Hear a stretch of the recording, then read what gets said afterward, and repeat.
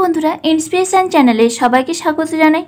তৃতীয় শ্রেণীর যে সকল ছাত্রছাত্রী রয়েছে তোমাদের সামনে ফার্স্ট ইউনিট টেস্ট পরীক্ষা বা প্রথম পর্যায়ক্রমিক মূল্যায়ন পরীক্ষা রয়েছে। তো তোমাদের সুবিধার জন্য আজ আমি বাংলা বিষয়ের উপর একটি প্রশ্নপত্র আলোচনা করব। তোমরা যদি এই ধরনের প্রশ্নপত্র অভ্যাস করতে থাকো অবশ্যই পরীক্ষায় কমন পাবে এবং এবছর তোমাদের পরীক্ষা হতে চলেছে 20 নম্বরে। তো এবছর নম্বর বিভাজন কিছুটা আলাদা, সেই অনুযায়ী আমি তোমাদের প্রশ্নপত্র বানিয়েছি। তো তার জন্য তোমরা এখন প্রথম থেকে শেষ পর্যন্ত ভিডিওটি দেখতে থাকো এবং আমার চ্যানেল নতুন হলে চ্যানেলটি সাবস্ক্রাইব করে নোটিফিকেশান অল করে রাখো, কারণ আমি যখনই ভিডিও পোস্ট করব তোমাদের অন্যান্য বিষয়গুলি সঙ্গে সঙ্গে তোমাদের কাছে সবার আগে পৌঁছে যাবে।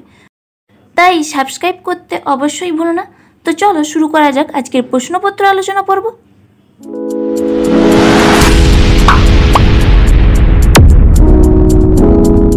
তোমাদের সাধারণত এইভাবেই প্রশ্নপত্র দেওয়া হয়ে থাকে, যেখানে হেডিং দেওয়া হয় প্রথম পর্যায়ক্রমিক মূল্যায়ন, তৃতীয় বিষয় বাংলা, পূর্ণমান 20 এবং সময় দেওয়া হবে 45 মিনিট। এখানে তোমাদের ছাত্রছাত্রীর নাম এবং বিদ্যালয়ের নাম, তার সাথে রোল নাম্বার বা ক্রমিক সংখ্যা অবশ্যই হবে, তোমরা অবশ্যই পূরণ করে এসো।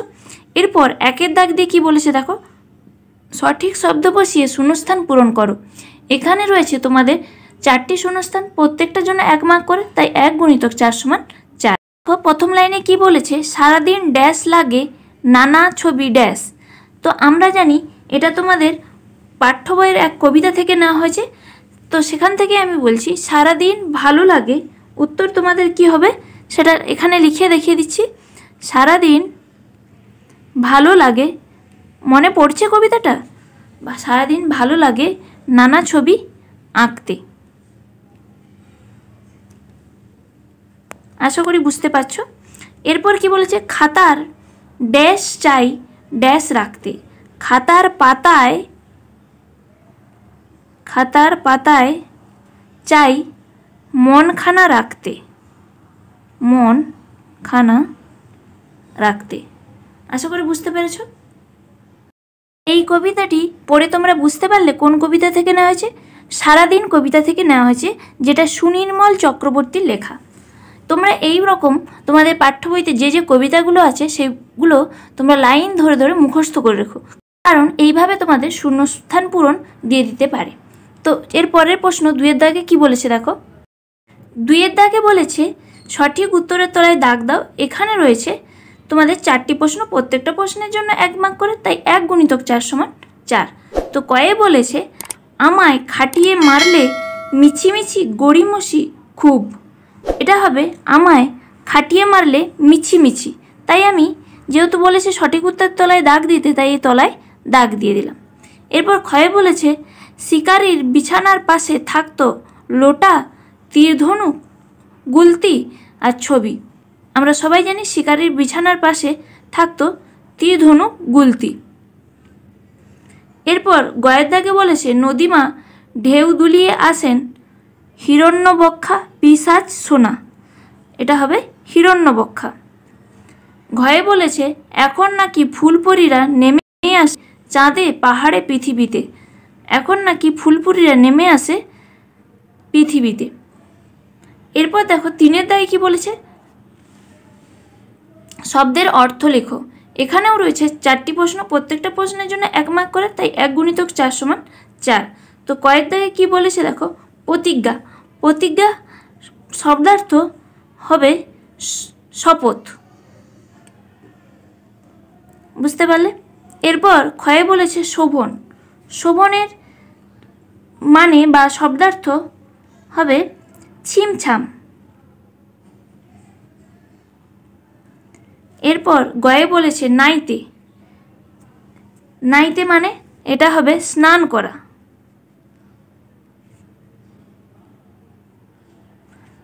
ধরা, ধরা মানে সবাই জানি আমরা পৃথিবী, বুঝতে পারলে। 4 এর দাগে বলেছে বর্ণ বিশ্লেষণ করো। এখানে রয়েছে 2টি প্রশ্ন, প্রত্যেকটা প্রশ্নের জন্য 1 মার্ক করে, তাই 1 × 2 = 2। কয়ের দাগ দিয়ে রয়েছে বুদ্ধিমতী। বুদ্ধিমতীকে বর্ণ বিশ্লেষণ করলে কি হবে, ব যুক্ত হর্ষও যেহেতু রয়েছে, তাহলে আমরা কি লিখব, হর্ষ, আর নিচে হসন্ত অবশ্যই দিবে, বু, তারপর দ ধ রয়েছে, তাহলে ধ লিখব। এরপর হস্যইকার রয়েছে, তাই এখানে হস্যই লিখব। মতি, ম যুক্ত অ, ত যুক্ত দীর্ঘই। বুঝতে পারলে? বুদ্ধিমতী, তো ময়ের হসন্ত আর তয়ে হসন্ত। এরপর রয়েছে যন্ত্রপাতি। যন্ত্রপাতি দিয়ে আমরা কি লিখব? প্রথমে লিখব জ, অন্তস্থ জ, তারপর জ অ, অ কথাটি হবে।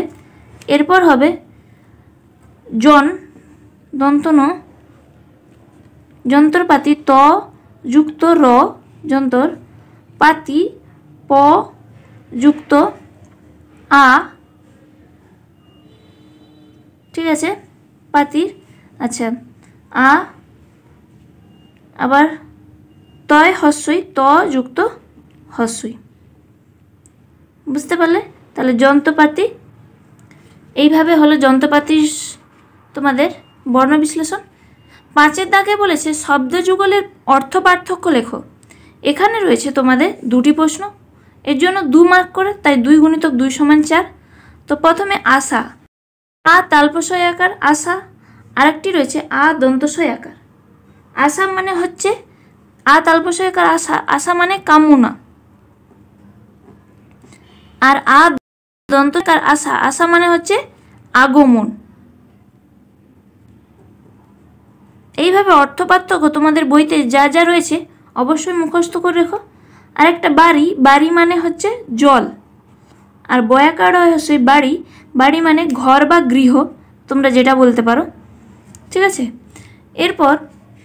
এরপর দেখো 6 দাগে কি বলেছে, পূর্ণবাক্যে উত্তর লিখো। এখানে রয়েছে একটি প্রশ্ন, এর জন্য 2 মার্ক, তাই 1 × 2 = 2। কয়েক দাগে বলেছে ছেলের বউ বুদ্ধিমতী গল্পে তার বুদ্ধির প্রকাশ কিভাবে জানা গেল। তো সেটারই উত্তর আমি লিখে দিয়েছি তোমাদের সুবিধার জন্য। তো উত্তর দিয়ে তোমরা লিখবে, বৃদ্ধ চাষির লুকোনো সোনা জমিতে পুঁতে রাখার অর্থ একমাত্র চাষির ছেলের বউ বুঝেছিল। সে প্রথম তার স্বামীকে সোনার লোভ দেখিয়ে 5 বিঘা জমি খোঁড়ায়, তারপর ভালোভাবে কথা বলে তার পাশে থেকে তাকে দিয়ে জমিতে চাষ করায়। ক্রমে তার অলস স্বামী পরিশ্রমী হয়ে ওঠে।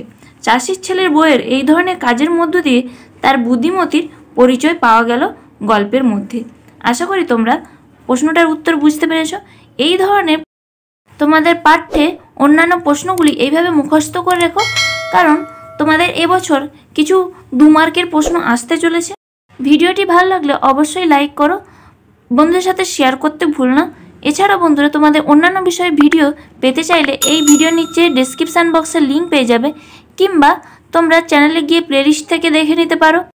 এছাড়া তোমরা চ্যানেলটি সাবস্ক্রাইব করে নোটিফিকেশান অল করে রাখলে আমি যখনই ভিডিও পোস্ট করব তোমাদের কাছে সবার আগে পৌঁছে যাবে। তো দেখা হচ্ছে বন্ধুরা পরের কোনো ভিডিওতে। থ্যাংক ইউ বন্ধুরা।